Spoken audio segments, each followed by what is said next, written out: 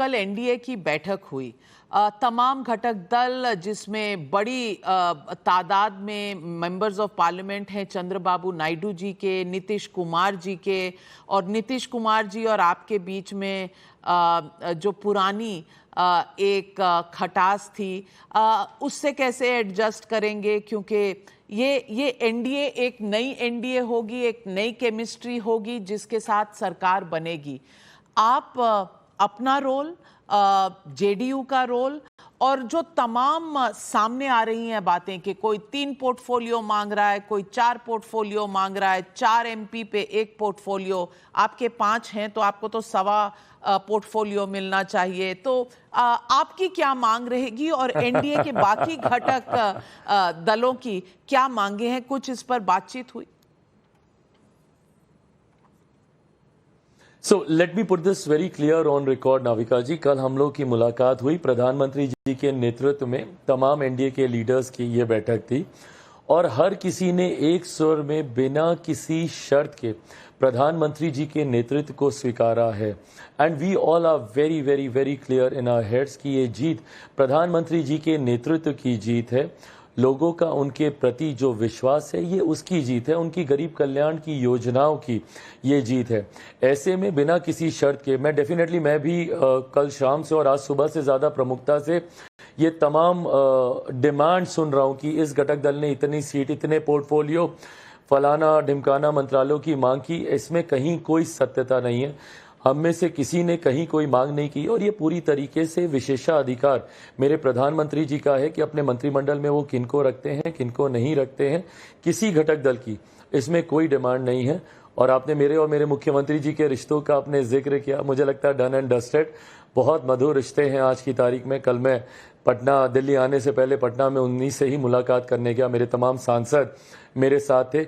और क्योंकि हम लोग की केमिस्ट्री इतनी बढ़िया थी, मेरे प्रधानमंत्री जी, मेरे मुख्यमंत्री और हमारी, यही परिणामों में दिखा है। बिहार में जिस तरीके से एनडीए का एक बेहतरीन प्रदर्शन देखने को आया है विपरीत परिस्थितियों के बावजूद, तो ये परिणाम इसीलिए आए हैं क्योंकि मुख्यमंत्री जी की पार्टी, मेरी पार्टी, भारतीय जनता पार्टी, तमाम घटक दलों ने एक साथ मिलकर मेहनत की, प्रचार किया, लड़े, जीते और अब सरकार बनाने जा रहे हैं।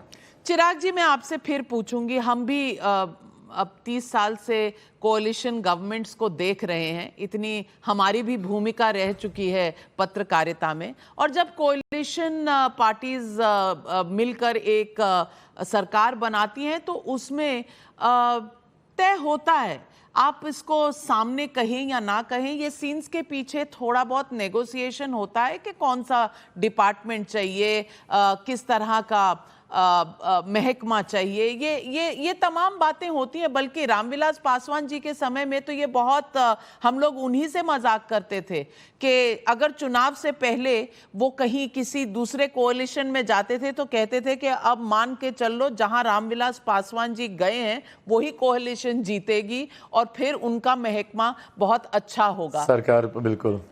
तो मैं आपसे पूछती हूं, आप, लेट्स बी प्रैक्टिकल, आप क्या रखेंगे एक्सपेक्टेशन, क्या आपकी अपनी सोच होगी, और आपके चाचा जी भी तो हैं, उनकी भी क्या भूमिका रहेगी?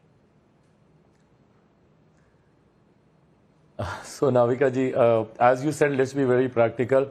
आपके अनुभव की और मेरे पिता के अनुभव की मैं तुलना कतई नहीं कर सकता हूँ।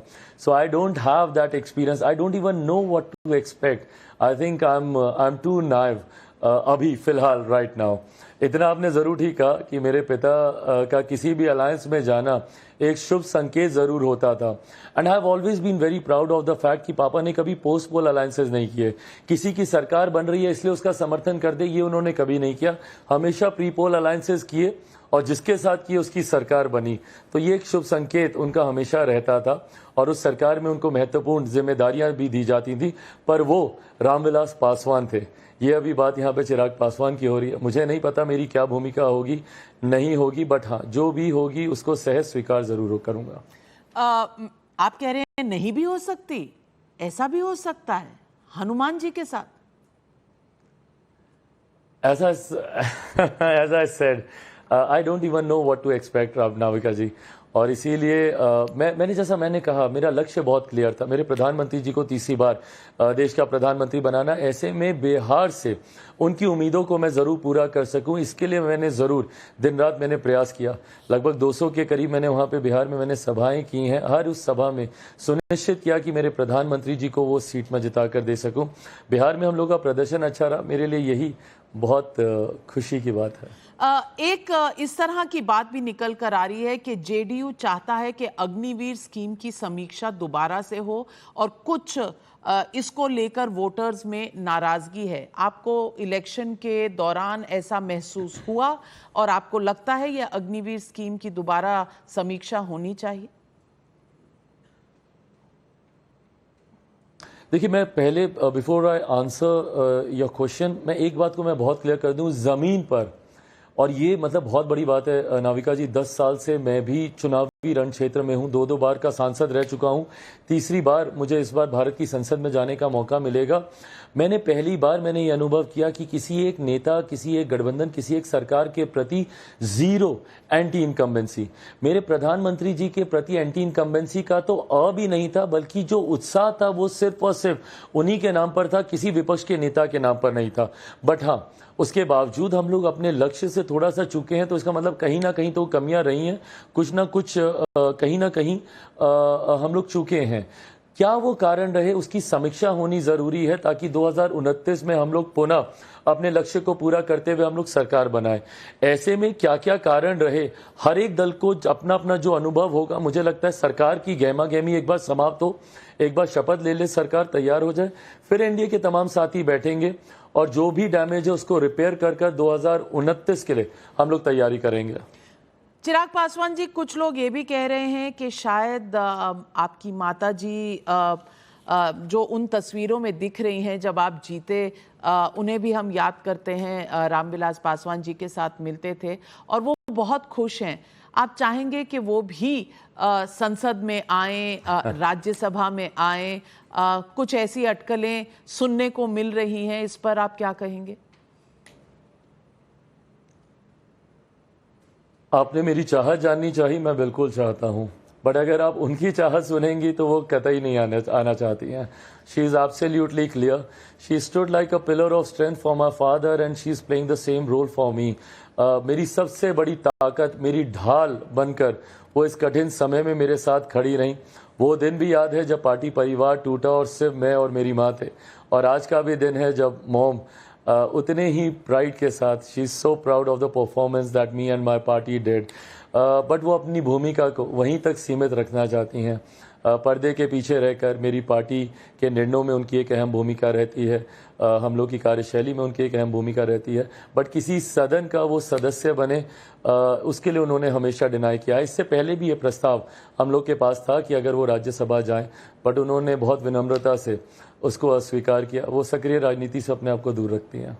मैं आपसे पूछूंगी कि आपकी तरह एक युवा नेता हैं बिहार में तेजस्वी यादव जी, जो रुक रुक कर ये बार बार कह रहे हैं कि देखते जाइए आगे क्या होता है, कुछ बहुत बड़ा होने वाला है।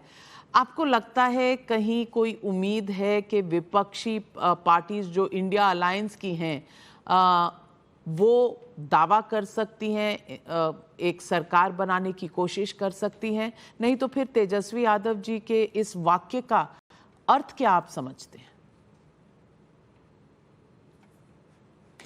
सो नाविका जी, एक कहावत नहीं, बट कहते हैं ऐसा, झांसे में फांस के रखना। आई होप यू अंडरस्टैंड कि इसको क्या कहने का मतलब होता है। आप ना फंसा के रखते हैं अपने लोगों को ताकि वो आपसे छितरे नहीं, आपसे बिखरे नहीं।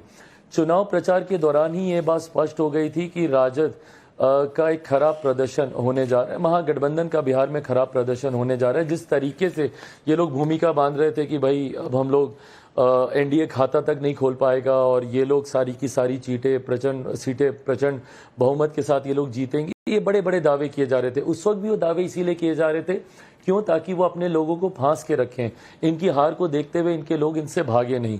आज पुनः, और ये 5 साल तक ये ऐसे ही बोलते रहेंगे, क्योंकि इनको डर है इस बात का कि जिस तरीके से एनडीए हर बार बहुमत के साथ सरकार बनाता जा रहा है, तो कहीं इनके लोग इनका साथ ना छोड़ दें। ये वही हैं जिन्होंने मेरे बारे में भविष्यवाणी की थी। I don't know whether you have seen that video और नॉट, बट रील्स में आजकल खूब वायरल हो रहा है, जहाँ पे तेजस्वी मुझे हार की मुबारकबाद दे रहे हैं। हकीकत यह है कि राजनीति में अभी भी नादान है ये। उप मुख्यमंत्री बनने के बाद बिहार और बिहारियों की सोच को ये समझ नहीं पाए हैं और गाहे बगाहे इस तरीके के बच्चों वाले बयान देते रहते हैं। मैं आपसे ये पूछूंगी कि प्री पोल अलायंस जो थी या प्री पोल जो बीजेपी के मैनिफेस्टो में चीजें थी, यूसीसी हो, वन नेशन वन इलेक्शन हो, इन तमाम मुद्दों पर आप कहां खड़े होंगे? देखिए, जब ये टेबल पे आएंगे तो डेफिनेटली हर दल हर पार्टी अपना मत इसके ऊपर रखेगी। बट हाँ, जब आप किसी गठबंधन में होते हैं तो गठबंधन वैचारिक तौर पर होता है।